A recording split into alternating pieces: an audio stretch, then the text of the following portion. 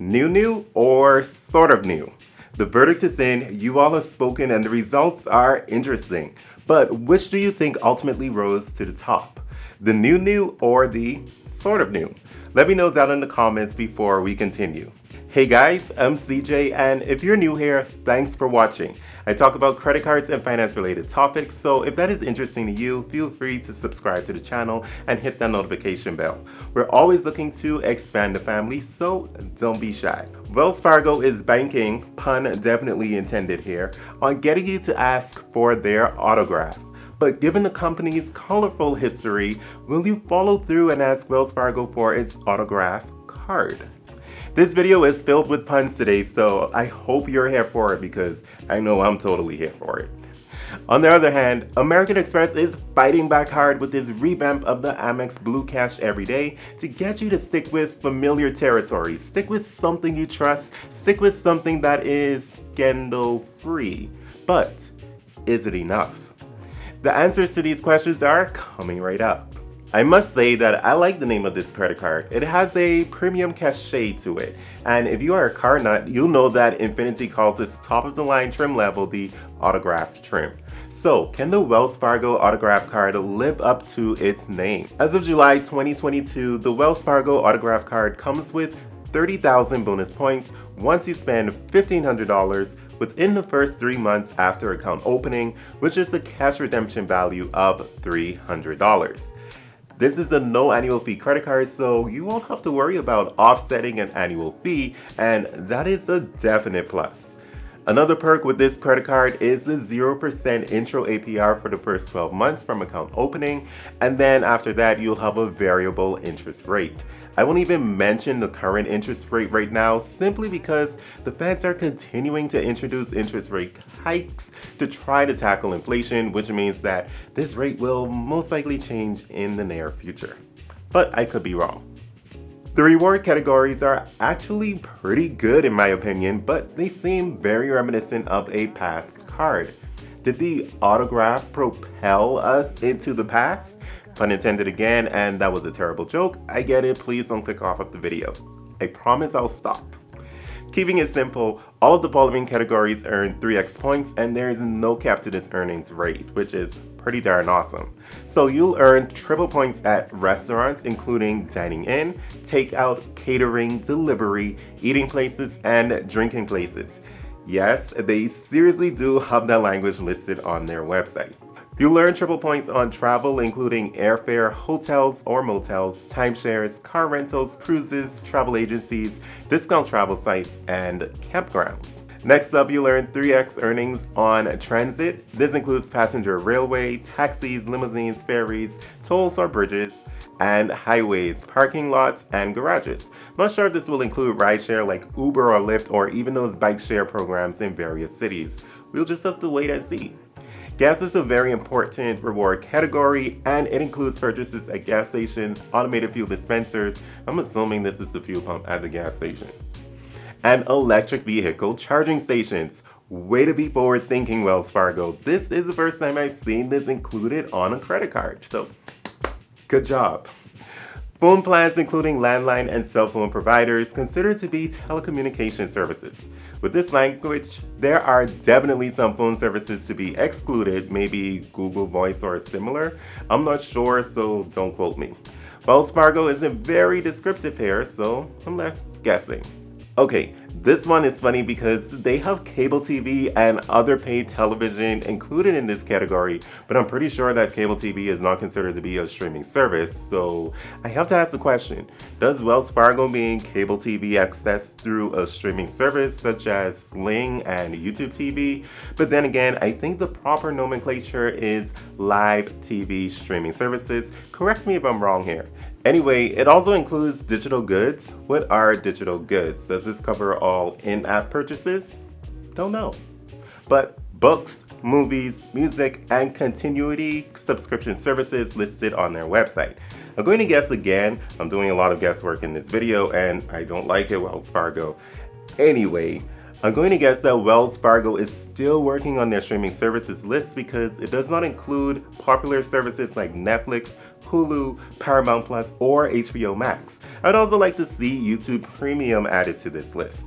But this category is a little unclear because if you take a look at the list of popular streaming services, I'm not sure if these are the only streaming services included, so I'm left a little bit unclear.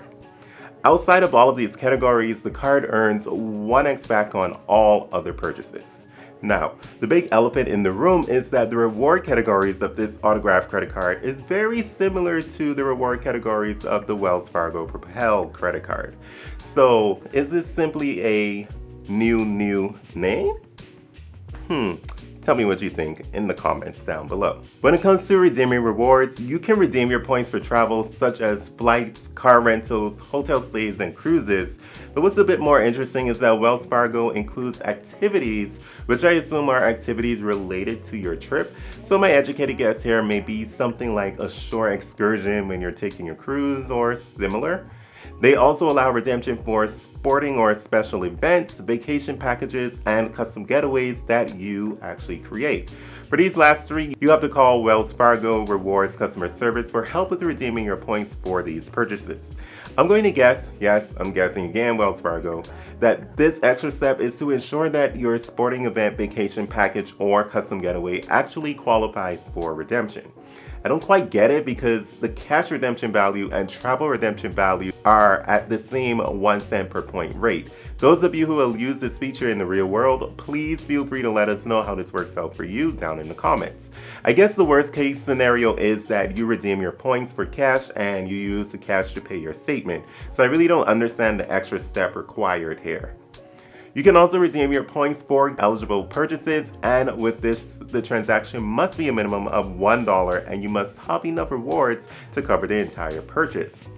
Also, this is only available online and Wells Fargo chooses which transactions are eligible for redeem for purchase. Again, I don't understand the red tape since you can simply redeem your points for cash. You can also redeem your points for cash. Like I said, I bet you didn't see that one coming. But be careful, Wells Fargo has this weird requirement where you're only able to redeem for cash in $25 increments or $20 increments. So definitely check that out. Finally, you can redeem for gift cards, but unless you get more value by redeeming for gift cards, I don't know why anyone would opt to do that. It also comes with cell phone protection, read the fine print, auto collision damage waiver, read the fine print, travel and emergency services assistance, roadside dispatch, read the fine print. Just a hint, this is not free but is listed as a benefit. Emergency cash disbursement and card replacement, again, read the fine print, and because you will be responsible for all cash advance fees and interest charges. My Wells Fargo deals and zero liability protection, again, read the fine print, because Wells Fargo loves this lovely word that is called promptly. So definitely read the fine print on that one. I don't know why it's like subjective instead of definitive, but there you go. Also, we can't forget this, there is no foreign transaction fee on this card, and that's a huge plus for a no annual fee credit card. Hey, if you're still with me and you haven't liked the video as yet, please go ahead and drop a like for the YouTube algorithm while I awkwardly smile at you. Is that awkward enough yet? I appreciate your kindness. Now let's talk about the sort of new credit card. Hey, it has a new look, so it must be new, right? The Amex Blue Cash Everyday was recently revamped so that it can remain as a top player in the lower tier credit card market. And you know what? I think Amex was very strategic with releasing this revamp around the same time as that Wells Fargo decided to release the autograph credit card. But can Amex steal the thunder away from Wells Fargo? I know what they aren't stealing. If you know, you know. I'm not going to mention it in this video though. As of July 2022, the Amex Blue Cash Everyday Card comes with a $200 sign-up bonus once you spend $2,000 within the first 6 months after account opening. In case you don't know, this is a no annual fee credit card, so you won't have to worry about offsetting an annual fee, and again, just like the autograph card, that is a plus. Another perk with this card is 0% intro APR for the first 15 months from account opening, and then after that you'll have a variable interest rate. The Amex Blue Cash Everyday is now a 3x cashback card just like the autograph card. You'll earn 3% cash back in the following categories: groceries at US supermarkets for up to $6,000 per year in purchases, then it reverts to 1% cash back. US online retail purchases on up to $6,000 per year in purchases, and then 1% back after that. Purchases at US gas stations on up to, you guessed it, $6,000 per year, then 1% after that, then 1% back on everything else.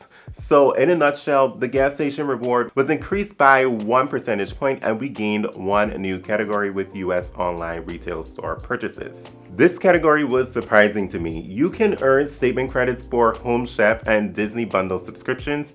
This is interesting because this is a no annual fee card, and credits are usually reserved for annual fee cards to help you with justifying the fee. Yes, I am staring at you, Amex Platinum.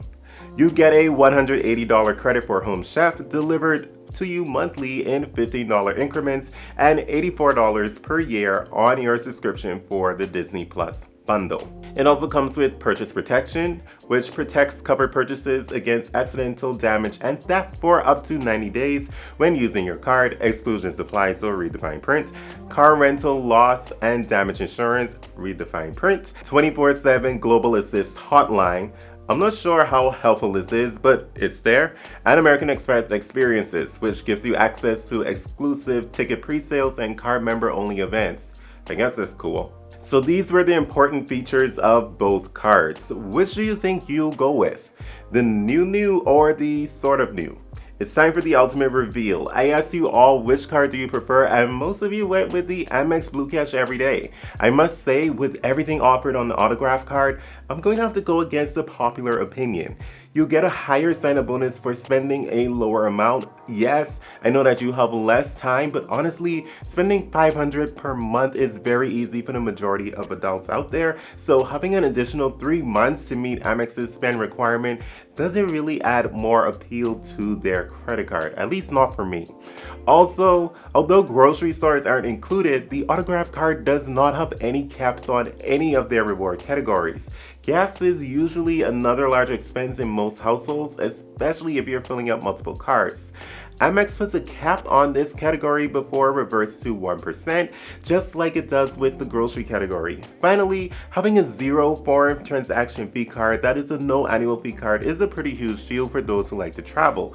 I think the underdog being the autograph card in this case shines. Is it perfect? Absolutely not. There are some things in the fine print that I don't like, but it looks like Wells Fargo may be setting themselves up to have some sort of strong trifecta. If they were to add a premium card that provides an awesome amount of value like the Capital One Venture X, and if you're able to combine points earned from the autograph card and whatever that future card may be, if we ever get a premium card from Wells Fargo, and if they add excellent transfer partners as well, I'll say that Wells Fargo may become a game disruptor in the credit card industry. But that's yet to be seen. If you enjoyed today's video, thanks so much. Give it a thumbs up for the YouTube algorithm, subscribe to the channel for more content, and I'll see you in the next video. Of course, you've earned it. Come and get your high five because you made it to the end of the video. Thanks so much. Here's your high five.